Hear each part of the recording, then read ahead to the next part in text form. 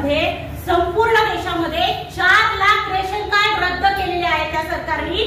ही तुच्छतेची गोष्ट आहे की ज्या शासनाला आपण सत्तेत बसवतो त्या शासनाला आपल्याला अन्न सुरक्षिततेचा कायदा जो आहे, जो आपल्याला धान्य पुरवठा करतो, तो कायदाच रद्द काढायचा, वेठीस बांधायचा आहे। त्यामुळे आपण किसान सभेच्या माध्यमातून देश पातळीपासून ते राज्य पातळीपर्यंत, तालुका पातळीपर्यंत ह्या रेशन हक्क परिषदा होणं जास्त महत्त्वाचं आहे। इथे सगळ्यात जास्त महिला बसलेल्या आहेत। का बसलेल्या आहेत?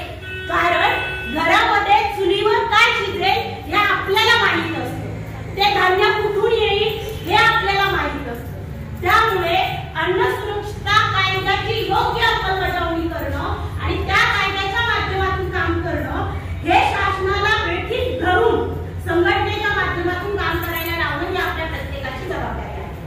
आपण ह्या रेशन हक्क परिषदेतून मुरबाड तालुक्यामध्ये काय सांगू इच्छितो की बाबा मला रेशन कार्ड आहे, मला प्रत्येक व्यक्तीला किती धान्य मिळतं त्याची तुम्ही पाठी लावली पाहिजे।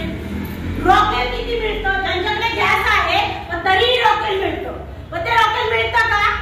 2 लिटर का होईना रॉकेल, कारण गाव पातळीवरती जिथे लाईट पोहोचलेली नाही अशा ठिकाणी आजही बत्ती वापरली जाते।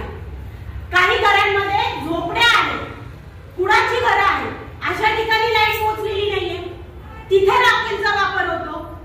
गॅसचे भाव जे वाढलेले आहेत त्या भावाच्या बाबतीत आपण विचार करतो का? तर तो मुद्दा आहे की तुम्ही जर रेशन देताय तर रेशन मध्ये काय काय पुरवठा होतो हे आपल्याला क्लिअर पाहिजे। आणि ते काम करतं कोण? आपल्या गाव पातळीवरती धान्य पुरवठा करणारी दक्षता कमिटी असते। बरं, ही दक्षता कमिटी काय काम करते, त्याच्यामध्ये कोण कोण असतं हे आपल्या प्रत्येकाला माहित असायला हवं।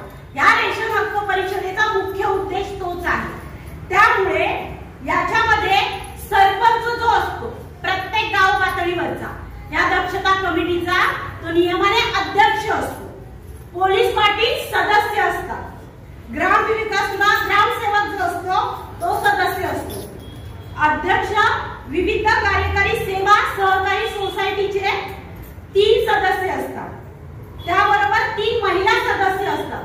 म्हणजे तुमच्यापैकी 3 जणी त्या कमिटीवर असायला पाहिजे। विरोधी पक्षातून किंवा समितीतून 1 महिला सदस्य आणि 1 पुरुष सदस्य असायला पाहिजे। अनुसूचित जातीतला 1 प्रतिनिधी, अनुसूचित जमातीतला 1 प्रतिनिधी आणि सामाजिक कार्यकर्ता 1 आणि त्याचबरोबर तलाठी हा सचिव असतो। म्हणजे आपल्या गाव पातळी, आता मी पूर्ण नावं का सांगितली तुम्हाला की आपल्या धान्य पुरवठा विभागाच्या रेशन दुकानावरती या कमिटीची पाठी लावलेली आहे का? ते लोक जर धान्य मिळत नाही तर सरपंचांची पण तेवढीच जबाबदारी आहे आणि तलाठ्यांची पण तेवढीच जबाबदारी आहे, कारण सचिव आणि अध्यक्ष हे 2 जण आहेत। तर त्या धान्य पुरवठा विभागातल्या किंवा तो धान्य पुरवठा जो करतो तो काय करतो, चोरी होते कुठे हे जरा तपासलं पाहिजे। धान्य मिळतं कुठून? तालुक्यावरून, तालुक्याकडे कुठे येतं? जिल्ह्यावरून। मग ते पुरवठा करण्याचं काम कोणाचं आहे? एका पुरवठा विभागाचं। म्हणजे तो जिथे काम करतो तो घेतो कोणाच्या नावाने कॉन्ट्रॅक्ट? आपल्या गावातल्या बचत गटाच्या नावाने ते धान्य पुरवठा कॉन्ट्रॅक्ट घेतले जातात। ही चोरी जरा समजून घ्या। महिलांनी जर धान्य पुरवठा करणं हा शासनाचा नियम आहे किंवा त्या बचत गटाच्या महिलांनी ते धान्य पुरवलं पाहिजे, तर तो व्यक्ती धान्य पुरवठा कसा करता येईल हा प्रश्न आपल्याला उपस्थित करता आला पाहिजे। हे खूप मोठे दलाल आहेत सगळे जण तालुक्यामध्ये, हे जरा समजून घ्या। कोट्यावधी रुपयांची चोरी या संपूर्ण धान्य पुरवठा विभागाच्या माध्यमातून होते। एका व्यक्तीमागे 1 किलोची जरी चोरी झाली तर लाखो व्यक्तींमागे लाखो रुपये किलोची चोरी होते। हे जरा समजून घ्यायला पाहिजे। घोळ आहे कुठे तो आपण समजला पाहिजे। प्रश्न विचारत असताना ती समस्या काय आहे? त्या ताईंना धान्य मिळत नाही म्हणजे त्यांचं ऑनलाईन कार्ड अपडेट झालंय की नाही हा मोठा प्रश्न आहे, कारण ते करण्याची जबाबदारी कोणाची आहे? गावातला जो धान्य पुरवठा करतो त्याची जबाबदारी आहे।